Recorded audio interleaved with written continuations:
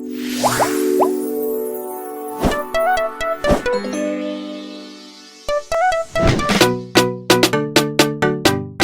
executive system of government is too expensive if we must be honest to ourselves. I'm in support of having a state police and even having local government police. Those who want to invest had better come in now, because Nigeria is going to change and change for good. We have given in to sentiments that are tribal or religious or political. Whoever is honest in politics will begin to run into problems. In fact, you will not get elected. I think you must be guided by certain principles. Me, I like my country. I like the land and people. Everything is there for Nigeria. Make we join hands to make Nigeria better. True Nigerians, heroes of our time. Let's go there. Hello Nigeria and hello Nigerians. It's that time again of True Nigerians, heroes of our time. Today my guest is a unique guest. It's different from the kind of guests that we've been having on this program. And the young, handsome man I have as my guest today, has done something very unique that we need to celebrate. My guest was born in Jamaica, and he left Jamaica at age 16 and relocated to New York.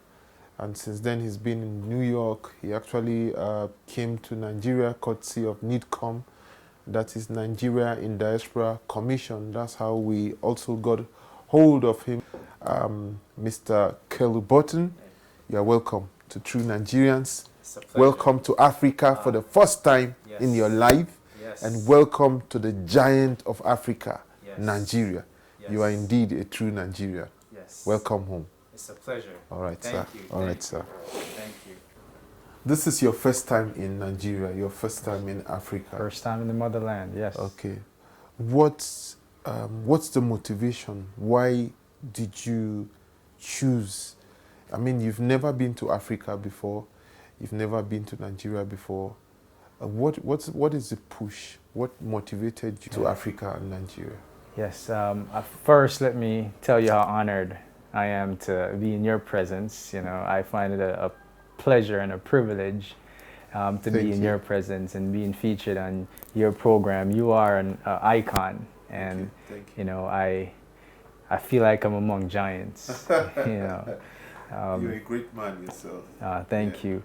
But the motivation, I believe, started when I was younger, living in Jamaica, visiting my grandparents. Heard of our Maroon heritage. Maroons are, let me not try to define them in a politically correct way, but they were the first slaves in Jamaica to rebel successfully against the British.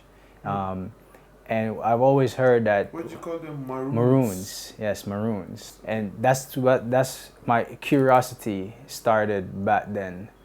And living in New York, learning about Black history, and I've always wondered, why don't I know more about pre-colonialism, pre-slavery, of what Black people were and who we were.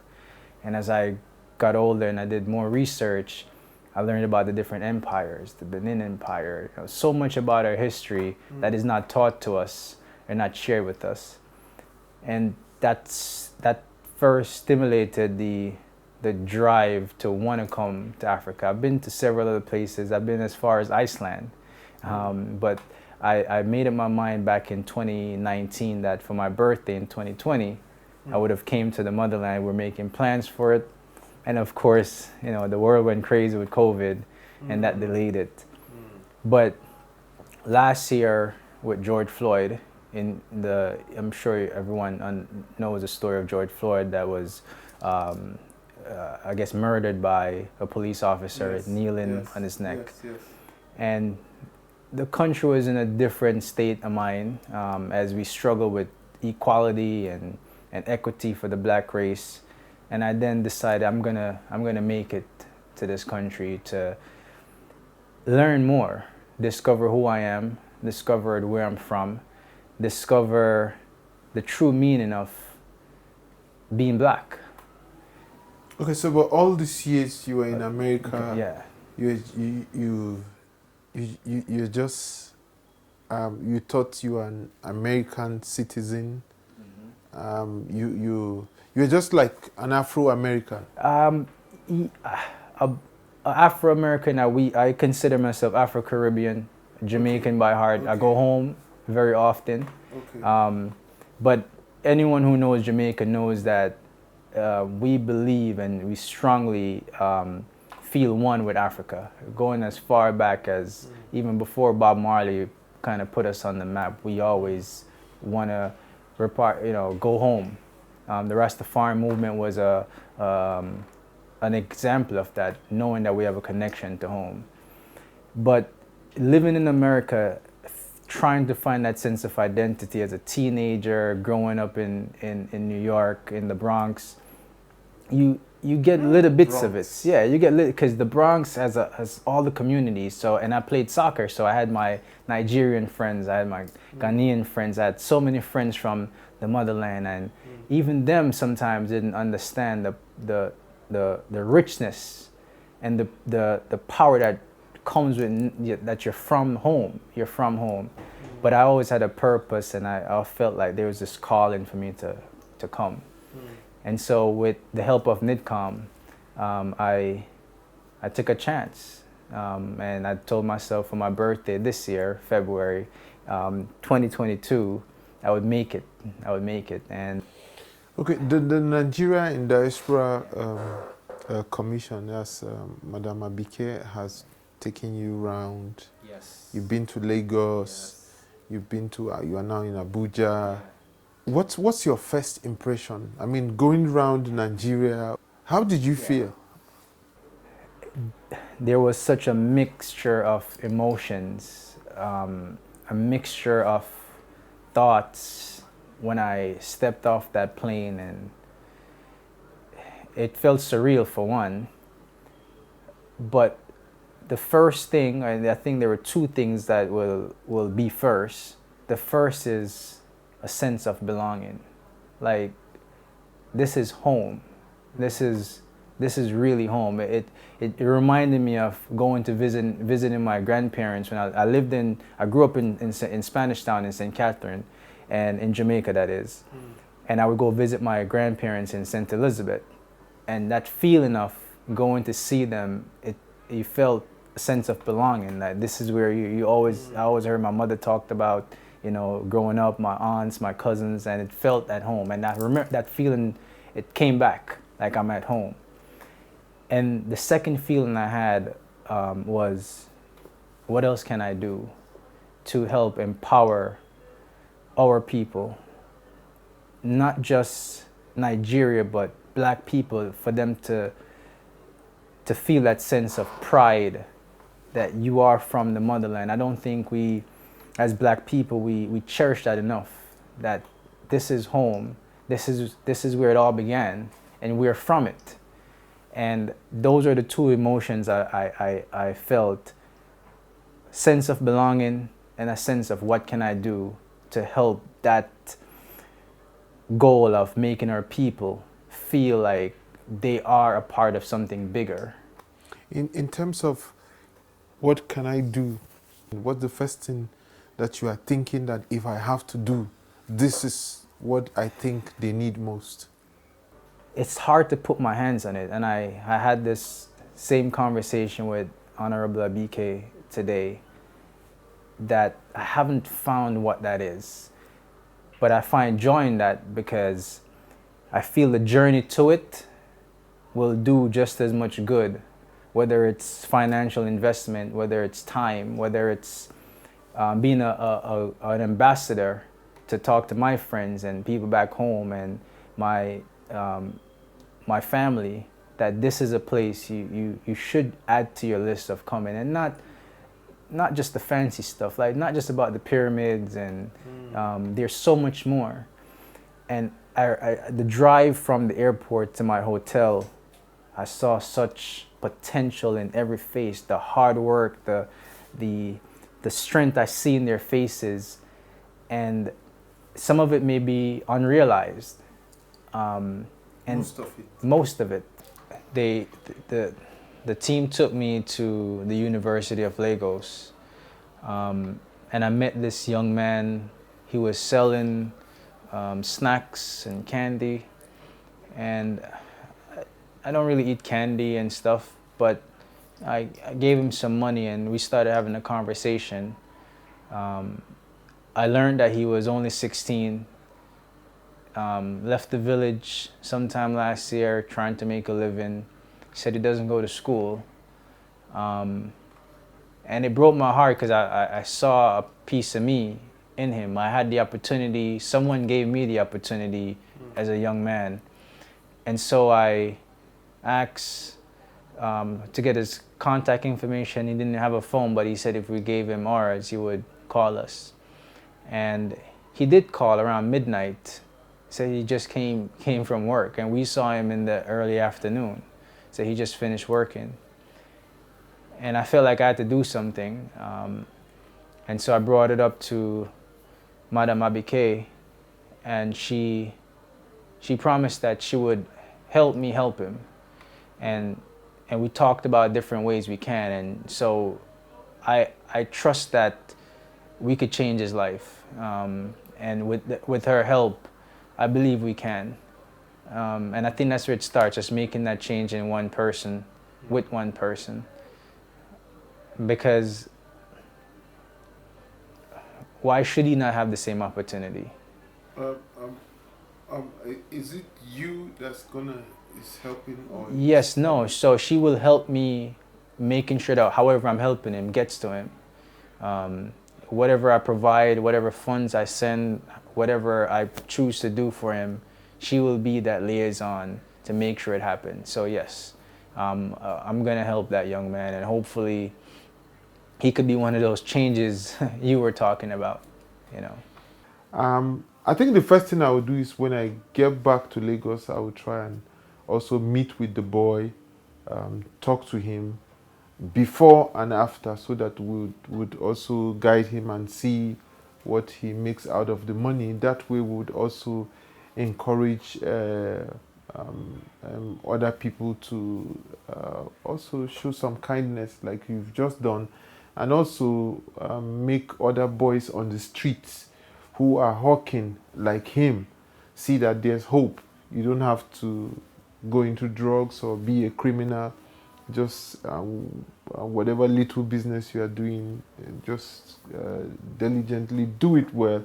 Hopefully a good Samaritan would come one day and support you just like you have supported this boy. So we'll take up that story. Now that you have traced your history, you've traced and found out that you are a Nigerian. Well, unofficially, I haven't opened it yet. I'm going off. And what makes you think that you are a Nigerian? All my Nigerian friends that I have in New York, before they found out I wasn't Nigerian, that's the reaction. I said, no, I'm Jamaican. Okay. So once they see you, and they say, you not Igbo? I'm like, I don't know. I know. Based on the history that I read, it says a lot of the slaves that came to Jamaica came from West Africa, and we're probably predominantly Igbos. Yeah. Okay. So there's this African ancestry.com. I don't know if I don't want to give them a plug, but they help to trace your route down to the very tribes, local tribes. So when I go home, I will, hopefully it's there by the time I get the results. But I'm going off, and I hope it proves to be true. So you trace, they have the largest African DNA. Okay. I don't know how to. So they use your DNA to trace where you come from? Yes, you could do your maternal side and you could do your paternal side. So when I go home, the results should be in the mail. Marcus Garvey God bless his soul, and I know his mission, I hope his mission continues. We're one people. And so, if it turns out I'm an Egyptian, You can't even be an Egyptian. it wouldn't even matter, because you said it earlier that once you're a black man, you're African. Yeah, and so I think a country like Nigeria that can set the standard and unite the nation. Someone jokingly said to me one time that living in America, if you're a Chinese, you have the Chinese government to back you, or China to back you. If you're Russian, you have the Russian to back. If you're German, you have German. If you're Jew, you have Israel to back you. If you're black, right? No government to back. Yeah. So whether it's Nigeria, it should be the African Union, the unification of the people. I know that was a strong message from Bob Marley and Peter Tosh and all our great singers and leaders. I think the unity of Africa, I think it's crucial, but I also know that it's political. You know, the Western countries will not live to see Africa unite. If you ask me, I think there's a deliberate act. There's a deliberate. I don't know how to word. Method. To prevent the unification of Africans. I also I don't know. I also heard how Bob Marley died. I learned he was assassinated. He wasn't, you know, I don't want to mention the country, but, you know, because he was, his music was strong towards unifying Africa. And, you know, so anything that moves towards unifying Africa, the Western world always kicks against it, but not for long. One day, Africa will unite. And I think a big part of that solution is the diaspora. Africans in every nation, different mindset, different upbringing, different purview, could slowly help to bring that unity, or at least some, to an extent, I think. That is also why some of the Africans that are based abroad, that are in crucial positions, like scientists, are not allowed to come home, so that they cannot develop their countries. But well, with people like you, with these moves you are making now, but to be honest, you know, you've been emphasizing on diaspora. I think that diaspora is key to the unification of Africa, to progress in Nigeria and every other African country. Diaspora is key because I take myself, for instance, as a musician. I say this always. I pioneered hip-hop music in Nigeria, like rap music. And when we were starting, just so that you understand what I'm using myself now, you can Google it. When we were starting, we were highly dominated by Western music in Nigeria. Nigerians don't patronize Nigerian music. It's always Western music, you know. Even for hip-hop heads like us, we listen to people like Curtis Blow, Queen Latifah, you know, all the American. It was just American music that dominates the airwaves here. But we kept trying and pushing some Nigerian local songs. The airwaves were like 95% Western, 5% Nigerian.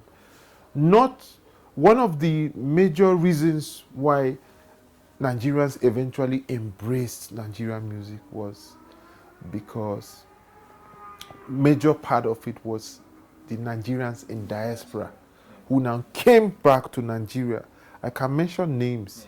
Some of them you will know. Most of them came from America, but they were not doing American music. They just came with their ideas and things that they have learned, and you know, Nigerian music changed. Now we rule the world now. Even America is, we are taking over America right now. I think the only compete in music against yours is dancehall and reggae, and I think it's side by. I don't think there's any difference. Yeah.